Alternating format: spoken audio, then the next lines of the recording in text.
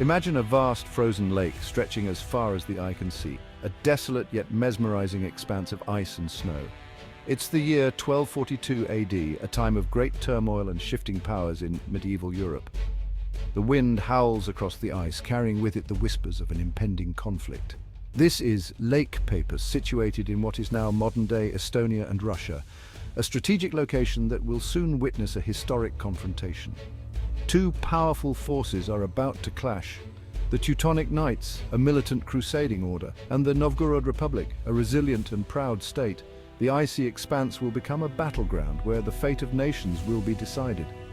This is a story of courage, strategy, and a battle that shaped history. The stakes were high and the outcome uncertain. The Teutonic Knights, a formidable military order, sought to expand their control eastward, driven by a mission to spread their influence. They aimed to convert the people of the region to Christianity by force, believing it was their divine duty.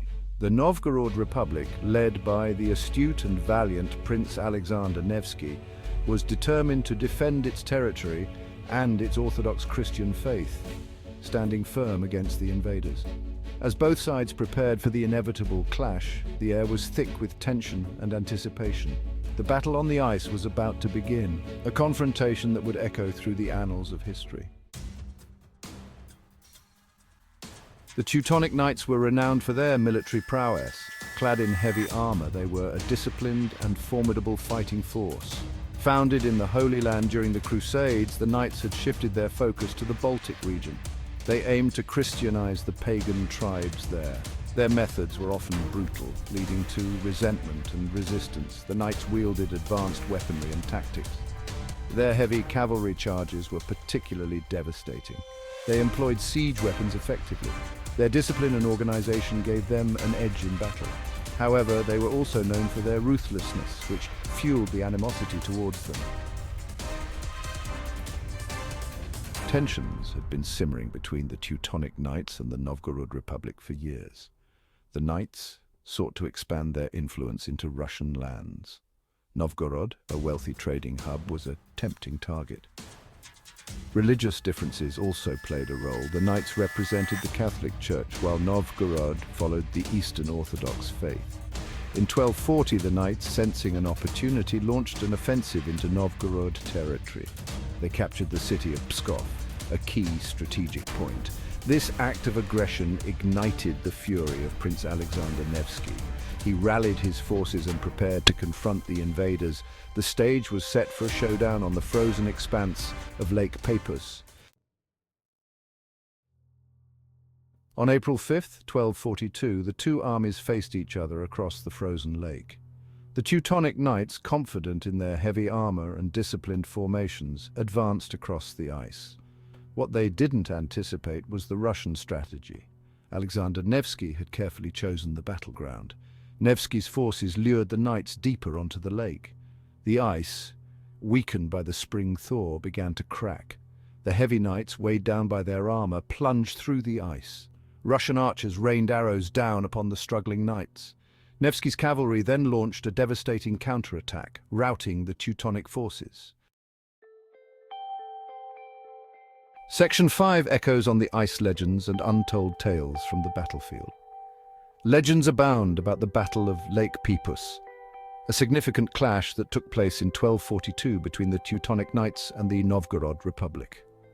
This battle is also known as the Battle on the Ice due to its unique setting on the frozen lake. One tale tells of the ice turning red with the blood of fallen knights, a vivid image that has captured the imagination of many over the centuries. The sheer brutality of the battle is often highlighted in these stories, painting a picture of a fierce and unforgiving conflict. Another speaks of the ghostly sounds of battle that can still be heard on the lake during stormy nights. Locals claim that the clashing of swords and the cries of warriors echo through the air, a haunting reminder of the past. While these stories may be apocryphal, they highlight the battle's enduring place in local folklore. The tales have been passed down through generations, becoming an integral part of the cultural heritage of the region. One lesser-known fact is that the battle was fought on a day now celebrated as Orthodox Easter. This coincidence added a profound layer of religious symbolism to the victory, as it was seen as a divine intervention by many. This added a layer of religious symbolism to the victory. The cross-bearing knights and the religious artifacts found on the battlefield further emphasized the spiritual significance of the conflict. The victory is said to have been so decisive that the fleeing knights were chased for 7 kilometers across the frozen lake. The relentless pursuit by the Novgorod forces ensured that the Teutonic knights could not regroup or mount a counterattack. These details, often overlooked, add a human dimension to this historical event. They remind us that behind the grand narratives of history are the individual stories of bravery, fear, and survival. The Battle of Lake Peipus remains a poignant example of how history is shaped by both legendary tales and the lived experiences of those who were there. Section 6. The significance of a frozen victory, impact, and aftermath. The Battle of Lake Peipus was a resounding victory for Alexander Nevsky and the Novgorod Republic. It halted the eastward advance of the Teutonic Knights. More importantly, it secured the independence of Novgorod and preserved the Eastern Orthodox faith in the region. The victory also cemented Alexander Nevsky's reputation as a brilliant military leader. He became a national hero, a symbol of Russian resistance against foreign invaders. His legacy would continue to inspire generations of Russians. The battle also had long-term geopolitical consequences, shaping the relationship between East and West for centuries to come. Section 7. A forgotten chapter, Why We Should Remember Lake Peipus. Despite its significance, the Battle of Lake Peipus is often overlooked in Western history books. This is partly due to the Eurocentric perspective that often dominates historical narratives. The battle occurred at a time when Western Europe was preoccupied with its own internal conflicts and the Crusades in the Middle East. However, the battle had a profound impact on the course of history in Eastern Europe. It shaped the destiny of Russia and its relationship with its Western neighbors. Remembering Lake Peipus helps us to understand the complex interplay of cultures and civilizations that has shaped our world. Section 8. Beyond the battlefield, the enduring legacy of Alexander Nevsky. Alexander Nevsky's legacy extends far beyond the battlefield. He is revered as a saint in the Russian Orthodox Church. His name adorns cathedrals, monasteries, and countless streets throughout Russia. He is remembered not only for his military genius, but also for his wisdom and diplomacy. Nevsky understood that diplomacy was as important as military strength. He negotiated peace treaties with powerful neighbors, ensuring the stability and prosperity of Novgorod. His legacy reminds us that true leadership requires a balance of courage, strategic thinking, and the ability to seek peaceful solutions. Section 9. Reflections on a Frozen Lake, Lessons in History and Leadership. The Battle of Lake Peipus offers valuable lessons in history and leadership. It reminds us that even seemingly insignificant events can have far-reaching consequences.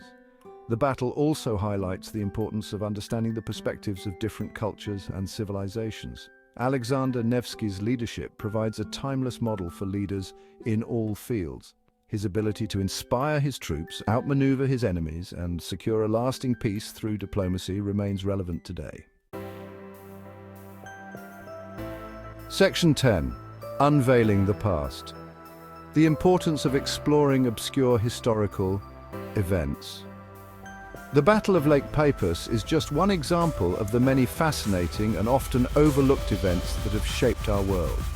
This battle, fought in 1242 between the Teutonic Knights and the Novgorod Republic, is a pivotal moment in medieval history that is often overshadowed by more well-known conflicts. Yet it played a crucial role in the power dynamics of Eastern Europe.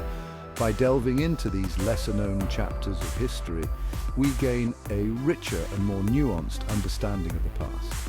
These obscure events often hold the key to understanding larger historical trends and movements. They provide context and depth that are essential for a comprehensive view of history. Exploring obscure historical events allows us to challenge traditional narratives and broaden our perspectives. It encourages us to question the dominant stories that have been passed down through generations, and to seek out the voices and experiences that have been marginalized or forgotten. It reminds us that history is not simply a collection of dates and names, but a tapestry woven from countless individual stories, triumphs, and tragedies. Each event, no matter how small or seemingly insignificant, contributes to the larger picture of our shared human experience. By uncovering these hidden gems of the past, we gain a deeper appreciation for the complexities of human history and the interconnectedness of our world. These events teach us about resilience, innovation, and the diverse ways in which different cultures have interacted and influenced one another throughout time. They remind us that history is a living, breathing entity that continues to shape our present and future.